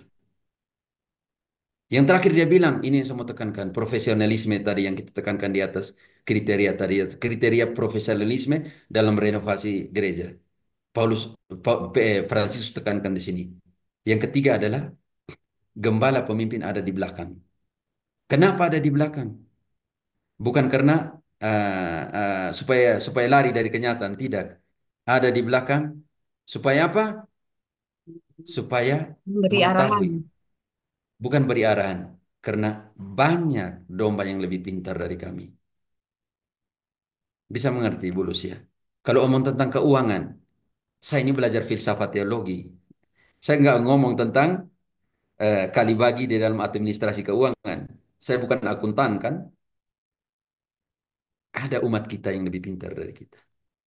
Kalau omong tentang penyelesaian konflik dalam rumah tangga, kita banyak umat kita yang psikolog. Kenapa tidak gunakan mereka? Ini yang Paus Francis tekankan. Ada di belakang supaya secara insting nah domba tahu bagaimana pulang ke kandang. Belajar dari domba-domba kita yang kadang lebih pintar dari kita, yang lebih bijak dari kita. Pemimpin rendah hati untuk belajar dari yang lain. Bu Lucia, bisa mengerti maksud dari Fransiskus? Iya, ya, Rom. Ya, kadang kan saya yang ini, saya yang ini. Kalau omong keuangan itu akuntan lebih pintar dari gue ya. Kalau omong penyelesaian konflik secara psikologis, psikolog lebih pintar dari saya loh. Hmm. Hmm. Kenapa saya tidak mau belajar? Maksudnya arahan sekedar memberikan arahan tapi bukan pelaksana di belakang Ya, hanya memberikan garis besarnya, tapi pelaksananya kan yang muda-muda atau yang baru-baru. Ya, karena itu dia harus ada di 3 tempat dalam waktu yang sama. Di depan, di tengah, dan di belakang. Ini yang kadang posisi kita bilang, jadi imam, jadi gembala adalah tempat khusus, tempat istimewa. Tapi Paus Fransiskus, tempatmu ada di mana? Di tengah domba, tempatmu ada di mana? Ambil resiko, tempatmu ada di mana? Lanjut belajar dari mereka yang lebih tahu dari engkau. Jangan sombong maksudnya kalau ada, kalau mau katakan jangan sombong ya, rendah hati. Dan kerendahan hati adalah cermin dari jiwamu. Oke teman-teman, ini yang dia bilang tempat untuk aksi gereja. Tema ini penting sekali teman-teman ya. Tempat untuk aksi gereja. Gereja beraksi dalam 3 tempat ini, 3 ruang ini ya. Yang pertama, gereja sebagai pemelihara. Bu Lucia buat penelitian. Semua orang yang Bu Lucia selalu suka misa jam berapa di Prokim? Ini Sabtu sore, Hampir mayoritas Sabtu sore ya. ya seringnya Sabtu Dan sore. orang yang datang Sabtu sore itu orang yang sama, hampir sama semua. Coba tanya, ada orang baru? Hampir tidak ada. Coba kalian buat penelitian. Ya, Contoh, di Dewan Paroki, hampir orang yang sama terus. Yang di OMK pengurusnya hampir orang yang sama semua. Di BIR hampir orang yang sama semua. Ini yang kita namakan orang yang dekat dengan gereja. Gereja sebagai pemelihara orang yang selalu datang. Ini penting loh. Karena mau harap siapa lagi? Orang yang selalu datang. Bagaimana memberikan atensi pastoral, perhatian pastoral kepada semua orang yang selalu datang. Yang kedua, tempat gereja melayani adalah mereka yang lagi menjauhi gereja. Ini jadi persoalan, ini jadi persoalan. Yang persoalan pertama, mereka yang selalu datang itu yang susah untuk juga melepaskan pelayanan sebagai kekuasaan. Mereka biasa sudah lama di sini kan? Gue sini yang gue di sini yang memerintah gue. Orang lain nggak. Banyak seperti itu.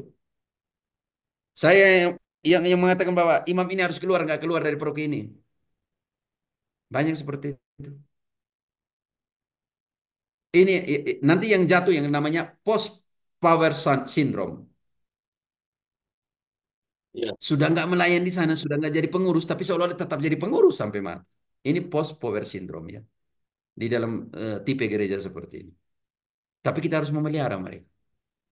Paus bilang ini Evangelium Gaudium atau Sukacita Injili nomor 14 ya. Ada 3 tempat pelayanan gereja. Yang kedua, gereja yang membentengi. Mereka yang menjauh, kita cari mereka yang lagi pergi jauh keluar dari gereja Katolik, lalu kita ambil dan letakkan mereka di dalam benteng yang telah kita taruh ini. Lu di sini, lu di sini, lu di sini, lu di sini, lu di sini. Maaf kata lu ya. Kamu di sini, kamu di sini, kamu di sini, kamu di sini. Kita siapkan bentengnya, lalu pasang orangnya. Makanya gereja yang membentengi, benteng saja orang seperti itu. Jangan keluar dari benteng ini. Atau cari mereka di luar, kita taruh lagi di dalam benteng yang sudah ada. Posisinya sudah ada. Ini juga punya kelemahan. Dan gereja yang ketiga, tempat gereja yang melayani adalah gereja yang melahirkan. Mereka yang tidak mengenal gereja. Makanya kita ada di sini. Untuk membagi dengan mereka yang tidak mengenal gereja sesungguhnya seperti apa.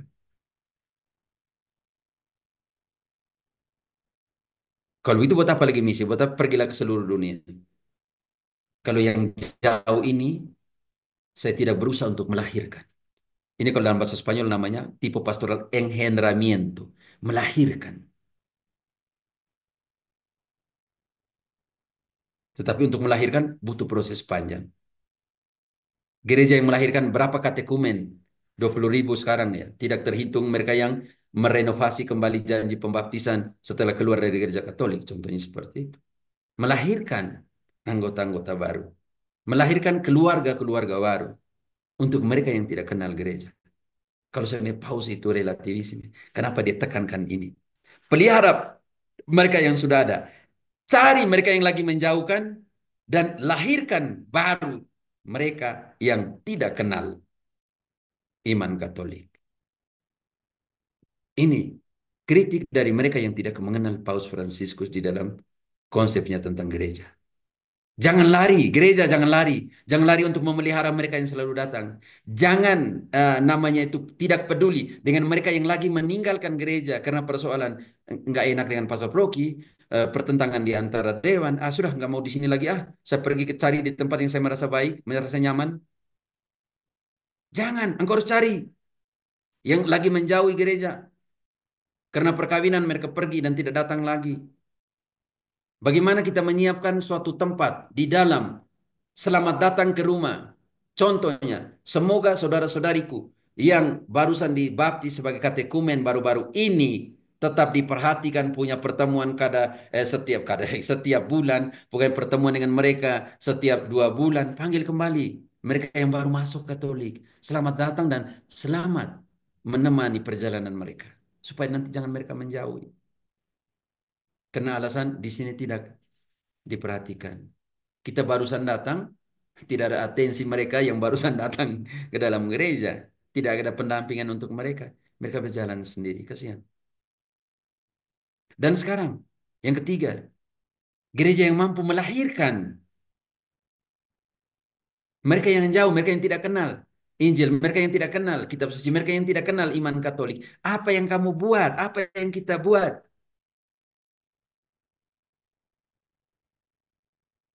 Berdiam diri atau pergi mewartakan? Tuhan yang menambahkan, engkau yang mewartakan.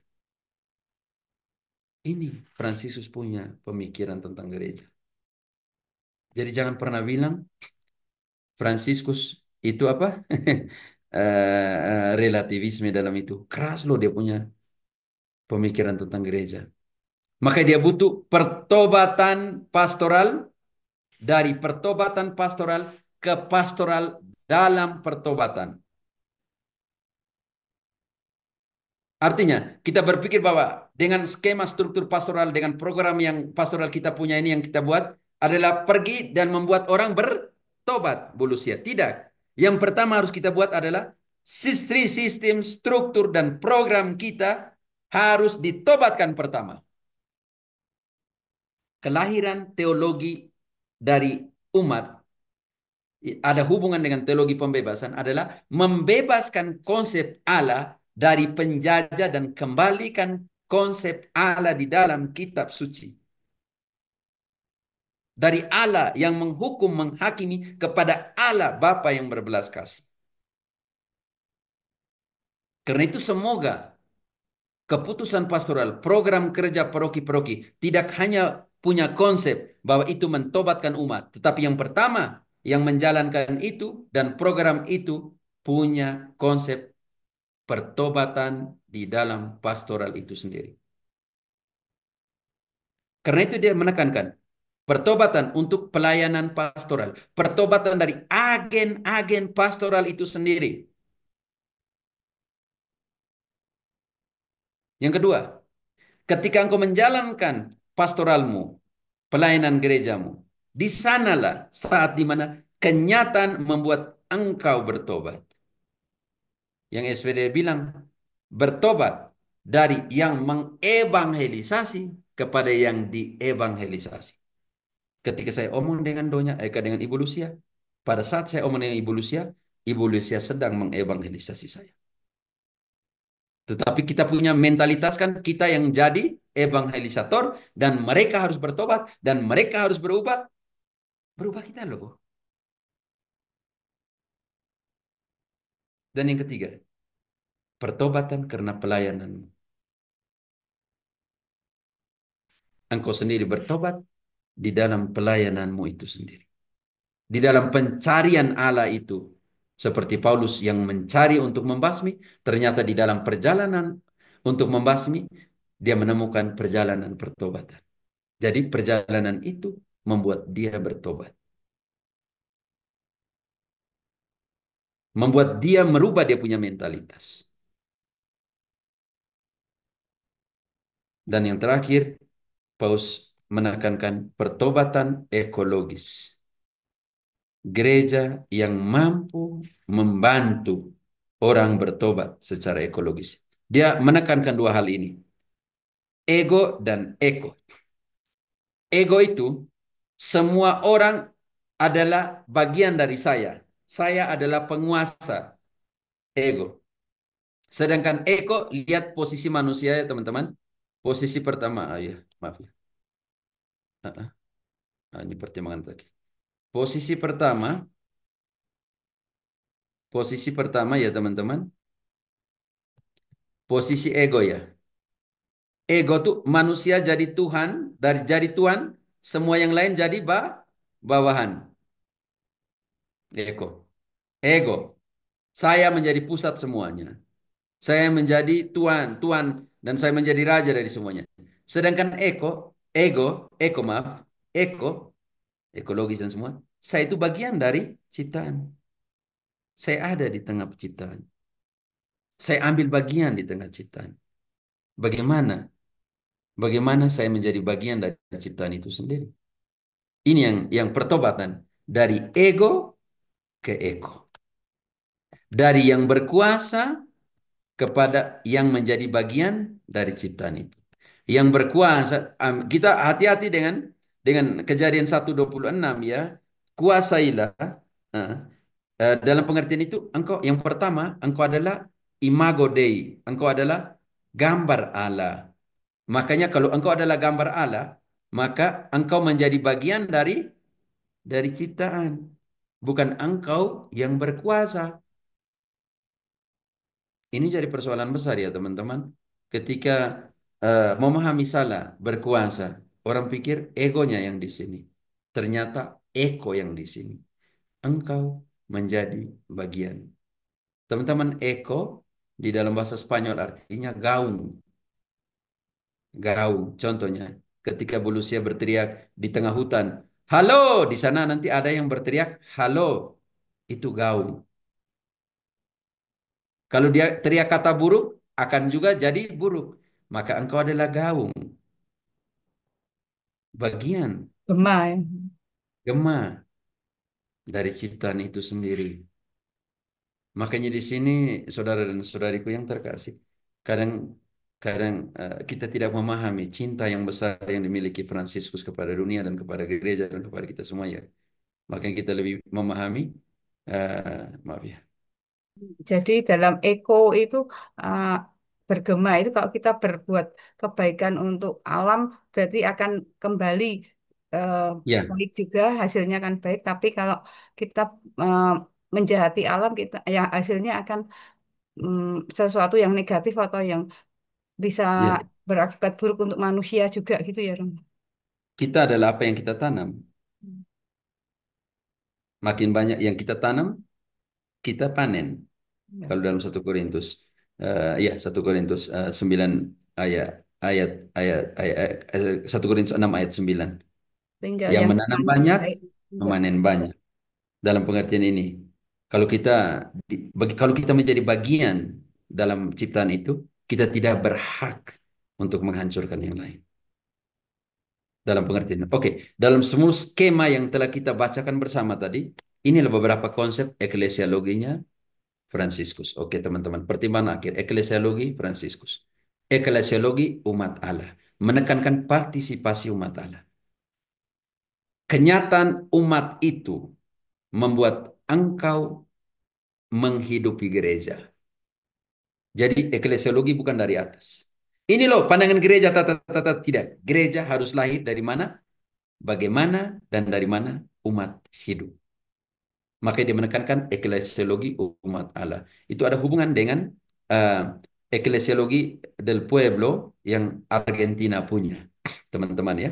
Yang ada di belakangnya sedikit teologi pembebasan. Tetapi ini loh gerejanya umat tuh seperti ini loh. Ini loh gerejanya jemaat atau umat tuh ini seperti ini loh. Makanya itu khotbah-khotbahnya Fransiskus itu dia lebih kepada khotbah pastoral daripada khotbah doktrinal. Kalau kita mau analisa ya teman-teman. Lebih kepada bahasa yang bisa dicerna daripada bahasa filosofik, teologika yang tinggi. Bahasanya sangat sederhana, Dan dia membandingkan dengan kenyataan yang sangat sederhana. Contohnya, dia bilang tentang gereja. Gereja bukanlah museum untuk orang kudus, melainkan rumah sakit untuk orang berdosa. Contoh kecil. Rumah sakit untuk orang berdosa. Bagian dari perjalanan umat Allah. Kita semua berdosa loh. Orang kudus sudah di sana. Seperti itu kan. Ini eklesiologi, gerejanya umat. Yang kedua, eklesiologi gereja yang keluar. Yang telah kita baca bersama tadi. Jangan berdiam diri. Saatnya keluar. Saatnya bermisi. Saatnya berlumpur demi evangelisasi. Saatnya kecelakaan menderita. Saatnya lapar. Saatnya haus untuk evangelisasi. Yang ketiga, karena tubuh gereja adalah kepenuhan dari Kristus, maka hanya bisa omong gereja kalau gereja itu kristosentrik. Kalau gereja itu punya sentralnya, punya hidupnya dari Kristus. Jangan pernah omong tentang gereja tanpa Kristus. Yang keempat, eklesiologi artinya ibu yang berbelas kasih dan Samaritan. Makanya ditekankan yang berlumpur, yang sakit, yang berkecelakaan karena kerajaan Allah. Yang kotor karena kerajaan Allah. Ibu yang berbelas kasih, apapun yang terjadi, bagi ibu, anaknya yang nakal tetap menjadi anak yang terbaik.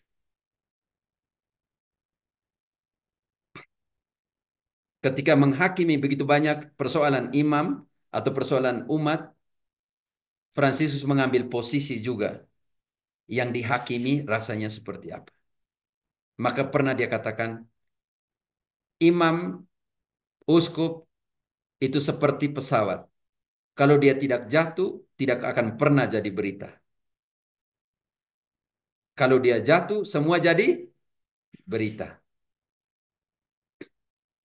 Dan dalam refleksi saya tentang domba yang hilang, saya pernah bertanya, kalau domba yang hilang, gembala yang cari.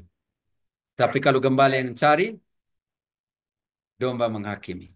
Maaf, kalau gembala yang hilang, domba menghakimi. Sedih ya? Kalau kalian hilang, tuntut gembala cari. Tetapi kalau gembala yang hilang, domba-domba berubah jadi tukang hakimi. Dia bilang gereja adalah ibu yang berbelas kasih dan Samaritan. Yang mampu menyembuhkan luka-luka. Yang mampu membawa ke tempat untuk dijaga. Yang kelima, dia tekankan eklesiologi dalam pertobatan pastoral dan struktur. Yang tadi kita bilang dalam pastoral, dalam pelayanan, dalam pelayan itu sendiri, dan juga dalam pertobatan ekologis. Ingat itu, gereja harus dari umat. Eklesiologimu adalah eklesiologinya umat. Jangan eklesiologinya hierarkis. Struktur harus mampu sedikit keluar dari struktur. Makanya dia bilang reforma struktur itu. Jangan mempersulit. Eklesiologi yang ditekankan itu adalah desentralisasi untuk pelayanan ya. Eklesiologi gereja yang keluar, jangan berdiam diri. Panggilan untuk teman-teman yang 24 jam di TikTok itu. Buat belas kasih sedikit. Keluar kasih makan orang-orang di jalan. 24 jam di TikTok. Macam tidak capek saja. Pelayananmu di mana? Iman yang dikerjakan oleh kasihmu di mana? Berapa kali kunjung orang sakit, jompo, janda? Berapa kali pergi ke jalanan, berbagi kopi panas, teh panas dengan pemulung?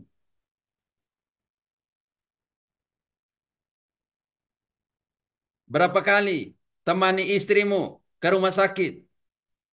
Di rumah sakit saya masih live, bagaimana?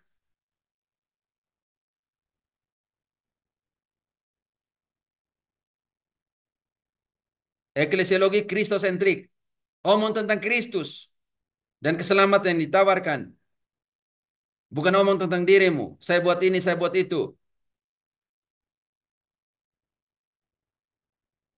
Gereja Eklesiologi Ibu yang berbelas kasih dan Samaritan. Berapa program belas kasih yang ada di paroki-paroki kita? Berapa program kemanusiaan yang ada di paroki-paroki kita? Di grup-grup karismatik kita, di Legio Maria kita, berapa kunjungan ke rumah-rumah jompo dan lain sebagainya, anak yatim piatu?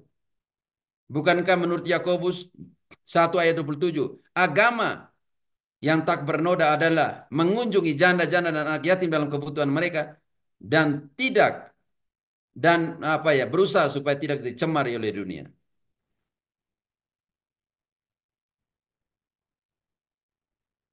Eklesiogi dalam pertobatan pastoral dan struktur bagaimana? Ingat Paus Fransiskus katakan bahwa kekuasaan yang kamu miliki itu adalah pelayananmu. Seperti yang Kristus bilang, siapa mau jadi pertama dia harus menjadi pelayanmu. Kenapa di skema struktur paroki kita terlalu berbelit-belit? Semoga di paroki-paroki kita ada room khusus, ada ruangan khusus di mana umat didengarkan. Dengar aja mereka punya persoalan perkawinan. Dengar mereka punya persoalan OMK, kepemudaan, persoalan hidup. Jangan ini umat baru omong nih 5 menit sudah mau lihat jam tangan. Sudah terlalu lama. Umat yang datang omong juga rasa stres lihat kita lihat jam tangan terus-terus nih.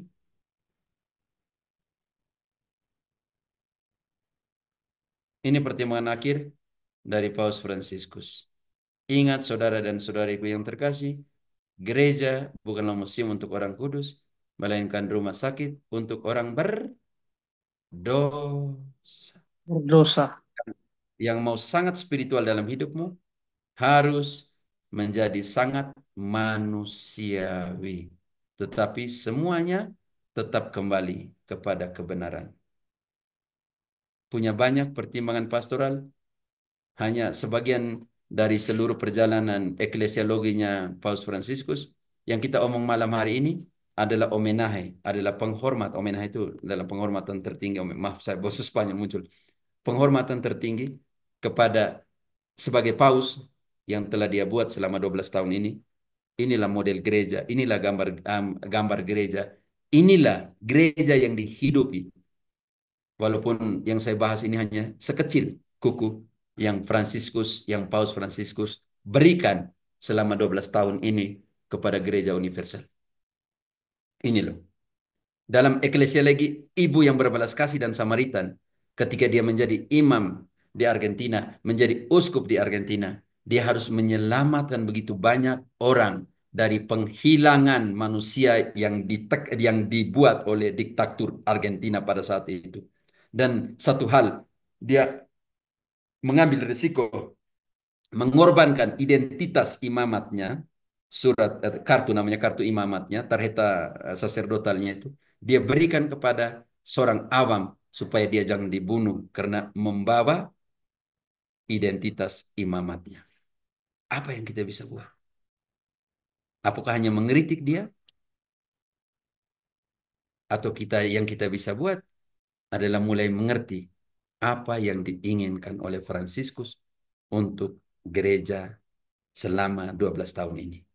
Semoga saja wajah kemanusiaan ini tidak hilang dari gereja setelah Fransiskus ini. Terima kasih, saudara dan saudariku. Saya serahkan kembali ke host. Minta maaf kalau agak lama.